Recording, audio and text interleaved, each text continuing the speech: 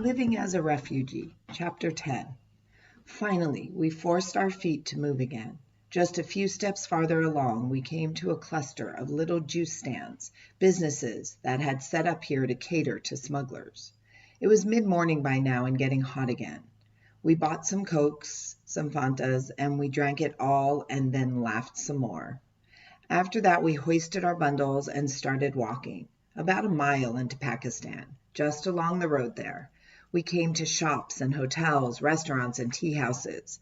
We stopped at one of those places and splurged on a pot of milk tea, sweetened with honey and flavored with cardamom. It tasted delicious, the flavor of delight itself, I would say, and this little business district had sprung up to serve people crossing the border illegally. That's how many of us there were. A cot happened to be sitting outside that tea house, and we plopped down on it and thought ourselves kings and queens. Yes, the exhilaration of that moment made us feel like royalty. Allah, our hearts were saying, we surrender to you, body and soul. Accept us, Lord. Such was the joy we felt. It's true that my mother and I had no idea where we were going to spend the night at that point. We did not know where our next meal would come from, who might harm us in the sinister city of Peshawar, or how we would get to Quetta. Actually, we did not know one single thing about our future, except that the road ahead of us brimmed with difficulty, danger, and darkness. In any other circumstance, we would have been trembling with anxiety. Yet in the midst of this terrible time, we exuded exuberance. And why? Because we had reached this spot.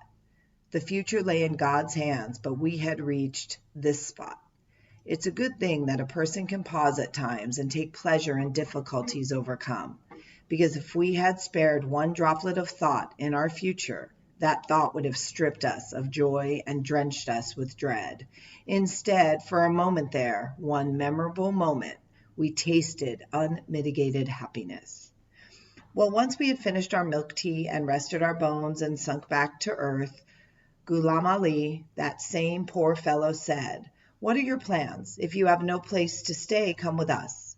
I have a friend in Peshawar. That's where we are going until we get our bearings. He will be glad to welcome you as well." I said, "We don't want to stay in Peshawar. We have been told it is dangerous here for Hazaras. We want to go to Quetta. How can we get there from here? Do you know?" "Never mind about Quetta right now," Ghulam Ali told us. "This friend of mine is almost like family. Come to his place with us for the night. The morning will be soon enough to talk about Quetta. If you insist, I'll get you a train ticket in the morning." So we all boarded a bus for Peshawar. The road turned and twisted through an immense notch in the mountains. That bus smelled awful, and when we got to the city, that smelled too. Peshawar was full of open sewers and cars. The air was so polluted we felt like we were smoking every time we took a breath. Ghulam Ali introduced us to his friend, himself a poor man with a large family of his own. And now this man was taking in Ghulam Ali and his family, and then to have us drop in on top of it all. We were too much. We too were extra beyond extra. It just wouldn't do. They could not keep us. We saw that for ourselves. No one had to say a thing. We stayed with that family for a single night. But even in that short time, we made the house too intolerably crowded.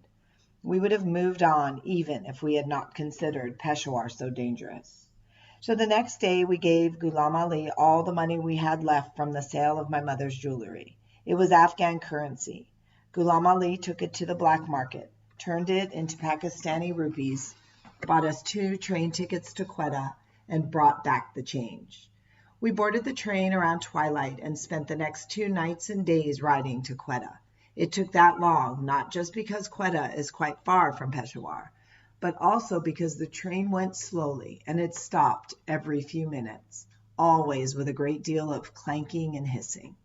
The weather was steamingly hot the whole way, very hot, and the train was crowded, mostly with men. In Afghanistan, we were accustomed to sitting in a corner and keeping ourselves inconspicuous when men were around. To be among male strangers on that train was very hard. We wrapped ourselves as tightly as we could manage in all the veils and scarves we possessed, and kept as quiet as we could. I'm not sure anyone could have known if we were even human, much less whether we were men or women. A casual observer might just as easily have mistaken us for giant cocoons or creatures of a kind unknown to science. Were there any other women on this train? A few, but they were traveling with their families. They all had men to protect them. We were the only women traveling on our own. The journey to Quetta felt 2 years long. The men on that train all looked similar to me. It must have been the way men looked in this region. They had swarthy skin, wiry frames, kohl-rimmed eyes, and thick lips. They all wore big bushy beards. I could not help but fear them because they all looked like Taliban. Each one might have been a perfectly decent man if you got to know him, but we could not doubt that we had come to the very mother soil of the Taliban, the place where such men were grown. Time passed hard among such men. I slept a little, but my mother never really slept at all, especially at night. She stayed alert out of concern for me, standing guard to make sure that no one tried to take me away from her. No one bothered us, however.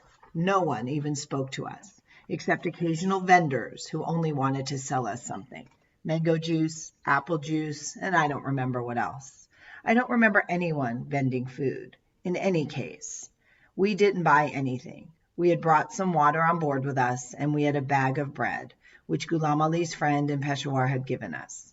What we didn't have was money, or at least none to spare. I think we had the equivalent of about $100 on us total, but we were nervous about spending any of it, in part because we didn't know what catastrophes were coming up. We had to save our money for unknown emergencies, but also we didn't want anyone to see us spending money. If anyone knew we had cash on us, they might try to rob us, we thought. For 2 days and 2 nights, therefore, we huddled in a corner and just tried to look inconspicuous. When we got to Quetta, we dared to take a cab to my mother's cousin's address. We were so close to Refugee now. We could afford to spend a little. The only problem was we didn't know what a cab should cost. An Afghan widow and her 10-year-old daughter, how could we know about such things? When we were told the cab driver where we were going, he said the ride would cost 70 rupees. We didn't know if that was high or low, but we protested his price on principle, so that he would not think we had gotten hold of some country bumpkins whom he could just exploit. Oh, we hectored and negotiated valiantly, until at last we bargained him down to 50 rupees. We felt so proud of ourselves, so worldly. Later we found out that the standard fare for that distance was 20 rupees. Peshawar was dangerous for us because so many Pashtuns lived there. Lots of Pashtuns lived in Quetta too, but one part of Quetta has a lot of immigrants from the Binyan Valley, the heartland of the Hazara People's Territory in Afghanistan.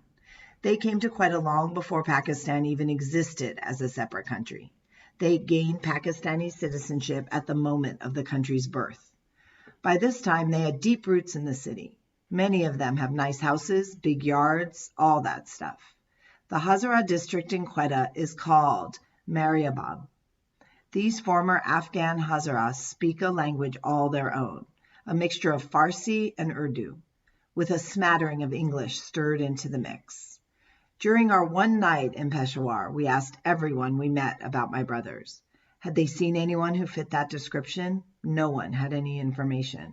Everywhere we went in Quetta, we posed the same questions and got no answers. Eventually, the women who lived next door to us in Kabul got out of the country and settled in Peshawar. They too made inquiries all along the way and all around the town about the boys and ours, trying to find out what happened to them, desperate to know if they at least made it out of the country alive. But they got no answers either. Before we left Peshawar, we had described my brothers to Ghulam Ali and begged him to keep an eye out for them. We got Ghulam Ali's address and wrote to him from my mother's cousin's house so that if he ever chanced to meet my brothers, he could tell them where to find us. We gave him a phone number. Tell them to call us, we said, hopefully, but we never got that phone call. We tried to stay hopeful, but it wasn't easy. We weren't any breaks to keep hope alive. In Quetta, we moved in with my mother's cousins, but this was another poor family with a tiny house, and we made this place too crowded as well. The money they received from Turkmenistan sufficed only for their own needs. They got nothing extra just because we had arrived. After a year or so, the situation became intolerable. And finally I said, well, we will go and rent a room for our own. But at first no one would rent to us. You are 2 women alone, they said. We can't rent to you unless you have a man with you. What were people in our situation supposed to do? Eventually, we did find a room, however. A family with a big house agreed to rent us one small room for half price on the condition that we would babysit for them, clean their house, and do other odd jobs as needed. This arrangement worked for a while, but it could not last. For even though I was taking in a little sewing, making practical use at last of the skills I had learned from my father, the money I earned paid only for food, and for the bills we incurred each time I had to get my mother to the hospital, which was often. We eventually ran out of money, which meant we couldn't pay even the reduced rent, so the family we were living with evicted us. At this point, we had to leave the city and throw ourselves on the mercy of the United Nations. We ended up in a big refugee camp that had been set up just outside Quetta. The camp was just an immense collection of tents out in the open. My mother and I got one tent to ourselves. When winter came on, the temperature dropped and the wind began to howl. Sitting in our tents, wrapped in a thin blanket, I watched my mother lose weight and color. Her cough grew worse. One morning, she began to suck in breath as if she were breathing through a pillow, working every muscle on her skinny body just to draw in enough air to go on living. Believe me, this sight terrified me. And what could I do? We were miles out of town. No doctor would come out here. I had to get her to a hospital. Somehow I got her to walk with me, leaning on my shoulder, staggering and coughing, to the road that ran through the middle of the camp. Here, people could flag down one of these little 3-wheeled vehicles that ran people to town and back. These jintis were like modified motorcycles, with a driver in front and 2 seats behind him facing backwards. The hospital was crowded, but my mother was admitted. Every patient in the hospital had a crowd of family members milling about their beds. Families ate there, cooking their meals on gas burners at the patient's bedside, and some slept there on the floor. The conditions were not exactly what you would call sanitary. They put my mother in a bed next to a girl who was dying of some illness. The poor girl lay there, gasping for breath and wincing with pain, while her family sat around her, telling stories, eating nuts, and cooking lentils. The thing is, she took a long time to die. The family had been there so long, they had gotten quite used to the girl's gasping and groaning. They didn't hear it anymore. They had spent all their tears and used up all the comfort they had to give. Now they were tired of the hospital and the girl's illness, so they had gone back to their normal routines, even though they were eking out these routines in the presence of their dying child.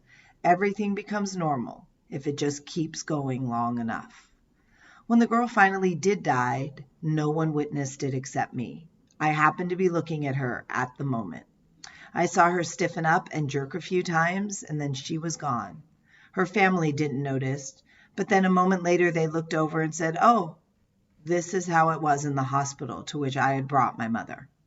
I wondered if I would someday stop hearing my mother's rasping breath, even as it sounded in my ears, if I would grow so inured to her suffering. It had not happened yet. Every time she flinched or winced, a spasm jolted through my body too. On this occasion, my mother's breathing eased eventually. I don't know if the doctors did anything in particular to help her. She may have recovered just from being indoors, out of the cold and sheltered from the wind. Once she felt better, however, we were discharged from the hospital. They would not let us stay. They needed the bed. So we went back to our tent in the refugee camp. From time to time, I took a jinti into town to look for sewing work. My mother stayed home, if you call a tent a home. We ate the plain, dull food the aid organizations distributed in the refugee camp. The pittance I made from sewing covered just the hospital bills each time my mother had an asthma attack. Into the hospital, back to the tent. Into the hospital, back to the tent. That became the rhythm of our life. Unfortunately, I can't say that rhythm was never changing, for once we started heading into another winter, my mother's overall health declined. The best days came along more rarely. On her worst days, she sometimes hit new lows. My own spirits kept sinking too. I had no source of hope out of which to nourish my struggle. When you see some possibility of getting out of a pit, you can draw strength from the idea of where you will be once you get out. You see a goal worth fighting for. If the best you can hope for is to sink more slowly, struggle comes to feel pointless. You say to yourself, if I'm going to sink anyway, what does it matter whether I sink quickly or slowly? You lose your drive. I was coming to this point. Finally, one day, when my mother had another attack, when I struggled once again to help her to the side of the road to flag down one more jinty, it struck me that she was not going to make it through another winter in this refugee camp. If we didn't get back to the city, my mother would be dead by spring. Fortunately, my mother survived that attack, but as soon as I got her back to the tent, I went to town to look for a place to live. I obviously had no prospect of finding what you might call a real job, a means of supporting us in decent comfort. No one was going to hire a one-legged 12-year-old Afghan girl in Quetta. At last, however, I found a way to move back to the city to a warm place sheltered from the elements. I found a family that would give us a free room and board in exchange for work. So in the winter of 2000, my mother and I left the UN refugee camp and moved into a tiny room, little bigger than a closet, the two of us together. I was still sewing, making just enough to pay for medicine and hospital visits for my mom. My mother's cousin could still spare us a bit of money once in a while. We could buy our own food sometimes, but we had nothing left over. Once I got my mother and me into this situation with the room and board in exchange for work, there was no way I could get us out of it again. Essentially, we became slaves.